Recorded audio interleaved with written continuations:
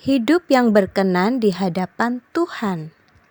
Salam adik-adik, jumpa lagi dengan Kak Dora. Adik-adik, hari ini kita masih ibadah secara online. Adik-adik akan dibantu oleh Kak Dora, juga kakak-kakak yang ada, serta oleh papa mama ya. Sekarang kita mau baca Alkitab dulu. Tapi sebelumnya kita berdoa dulu. Kita berdoa ya adik-adik. Lipat tangan, tutup mata. Mari kita berdoa. Tuhan Yesus yang baik, saat ini kami mau mendengarkan firman Tuhan. Tuhan Yesus tolong kami supaya kami dapat mendengarkan dengan sikap yang baik. Amin. Bacaan minggu ini diambil dari kitab Amos pasal 5 ayat 14 sampai 17. Amos pasal 5 ayat 14 sampai 17. Yang demikian bunyinya. Hidup dan mati. Carilah yang baik dan jangan yang jahat, supaya kamu hidup. Dengan demikian, Tuhan Allah semesta alam akan menyertai kamu, seperti yang kamu katakan.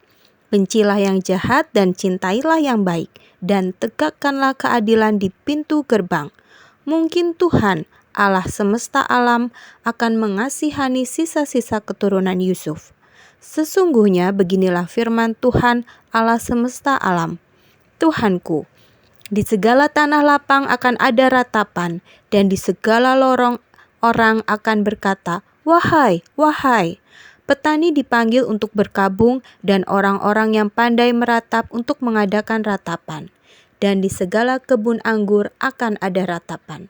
Apabila aku berjalan dari tengah-tengahmu, firman Tuhan. Demikianlah firman Tuhan adik-adik, berbahagialah kita semua yang mendengarkannya. Haleluya. Adik-adik, kakak punya gambar nih. Ini siapa ya? Iya, ini Nabi Amos. Orang dalam gambar ini adalah Nabi Amos. Amos adalah seorang peternak domba. Ya, kerjaannya menggembalakan, menjaga domba-domba.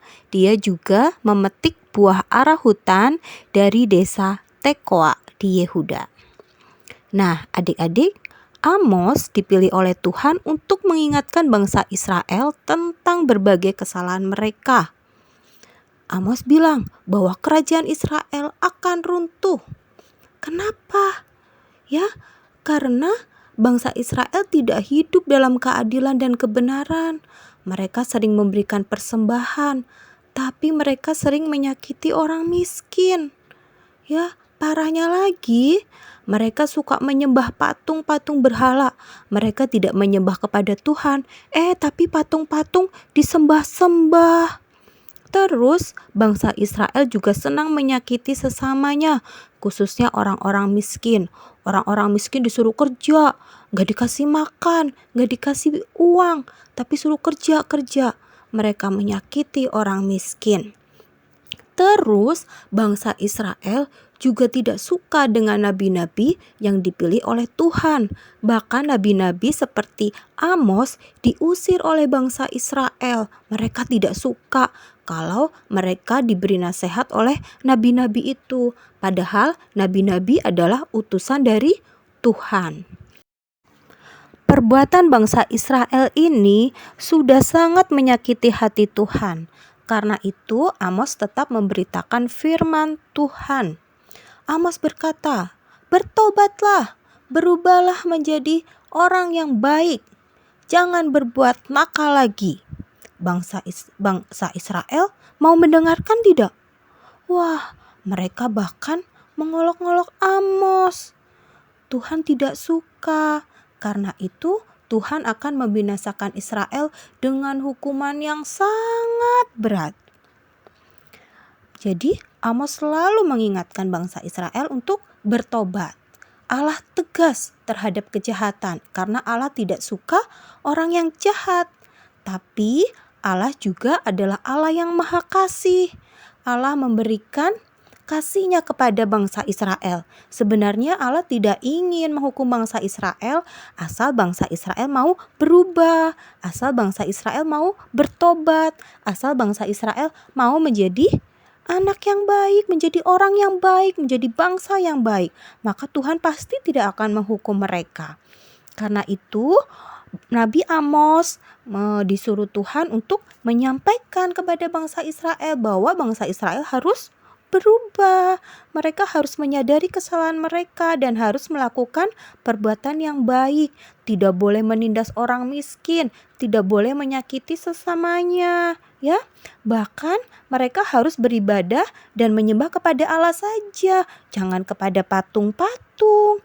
Dengan memperbaiki kesalahan yang sudah dilakukan, bangsa Israel dapat terbebas dari hukuman.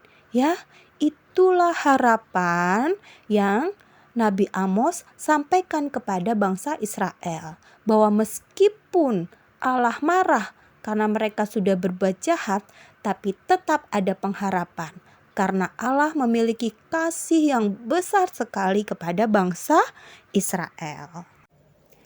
Nah, adik-adik, dalam kitab Amos pasal 5 ayat 14 yang berbunyi, "Carilah yang baik dan jangan yang jahat supaya kamu hidup," kita diajarkan untuk selalu melakukan perbuatan baik sehingga berkenan di hadapan Tuhan.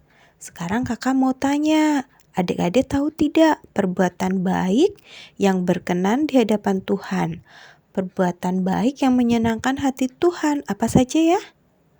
Iya, kita harus rajin berdoa, terus rajin baca Alkitab. Kita juga harus rajin beribadah atau mengikuti IMPA, baik secara langsung maupun secara online. Ya, jangan lupa kita harus sering memuji Tuhan lewat puji-pujian, lewat nyanyi-nyanyian ya untuk Tuhan. Terus kita juga harus dengar-dengaran sama orang tua, dengerin mama kalau mama lagi bicara ya, dan patuh pada orang tua. Terus berbuat baik. Berbuat baik itu contohnya menengok orang yang sakit, mendoakannya juga ya. Kemudian menghibur teman yang sedang sedih. Terus kalau ada teman yang jatuh, ditolong. Itu beberapa contoh yang bisa kita lakukan untuk menjadi anak yang baik sehingga berkenan di hadapan Tuhan. Dan itu yang Tuhan suka. Sekarang kita belajar untuk melakukan hal-hal yang baik di dalam hidup kita. Karena semua perbuatan yang baik akan selalu menyenangkan hati Tuhan Yesus. Amin. Untuk merespon firman Tuhan, ayo kita nyanyi dari Kidung Ceria 267, "Siapa yang berpegang?"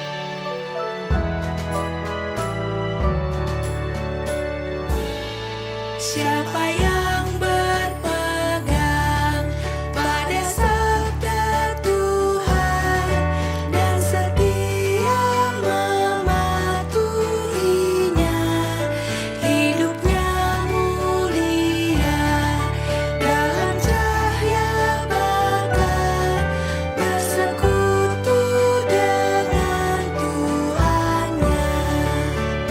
Percayalah dan pegang sabdanya, hidupmu dalam Yesus sungguh bahagia. Nah, adik-adik, sekarang mari kita berdoa. Tuhan Yesus yang baik, terima kasih untuk firman Tuhan yang sudah kami dengarkan hari ini. Tuhan Yesus, ajarkanlah kami untuk selalu melakukan perbuatan baik sehingga berkenan di hadapan Tuhan. Tuhan Yesus, tolong kami untuk kami tidak lupa untuk berbuat baik kepada orang lain di sekitar kami. Kami mau Tuhan supaya kami juga rajin berdoa, suka menolong, patuh pada orang tua. Karena kami tahu perbuatan yang baik itu akan menyenangkan hati Tuhan. Untuk itu Tuhan, tolong kami dan kuatkan kami supaya kami selalu mencari hal-hal yang baik di dalam hidup ini. Terima kasih Tuhan Yesus. Amin.